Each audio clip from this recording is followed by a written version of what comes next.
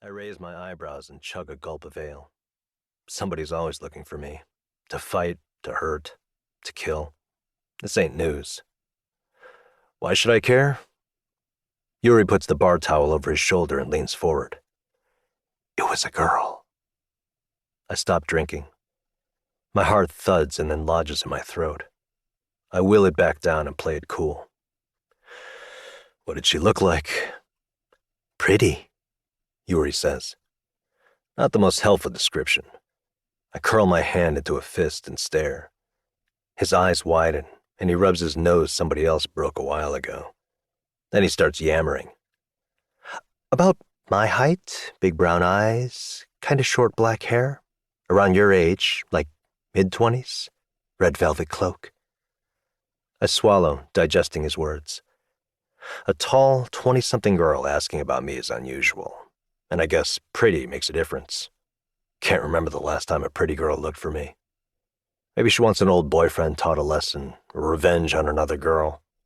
I don't hurt girls, though. She's staying at the Black Shoe Inn, Yuri adds. The nicest joint in maybe all of Umbria. So she has money, and she's not from here, yet somehow knew to look for me. Here. This reeks of trouble. Not interested, I say. Yuri shrugs. Suit yourself. He wanders down the bar to serve another customer. A guy looking old for his age sits on the stool 4 paces down from me. He only makes eye contact with Yuri, so he's also here to drink alone. Sometimes it feels less lonely to drown your sorrows in a shared barrel of ale, to vanish in the pub crowd, even if you don't say a word to nobody. Most nights, that's me. But I can't disappear tonight. I know in my guts it's going to be one of those times when I can't forget no matter how much I drink. So I give myself a headache that'll hit behind my eyes tomorrow. I down my beer, leaving the dregs. I push back from the bar, the legs of the stool scraping the sticky floor. I'm out of here. Yuri's bushy eyebrows rise. It's like what he didn't get on his head went to his face instead. Already? He's right to be surprised. I'm normally good for a few beers as I take up my corner and wait for my next job to come in. Trouble always has a way of finding me. Usually it's quick, but sometimes it takes 4 beers. Tonight, it's just the one. Headache. I tap my temple like he didn't know where my head is. But it's a lie. And from his beady eyes going side to side, Yuri doesn't believe it for a second. But he nods. Night, Royo. I take a step to leave, and something strange happens. An off feeling hits me, like a heart skipping a beat. Out of the corner of my eye, I swear there's a blur of red. I blink hard, look around, then glance into the bar mirror.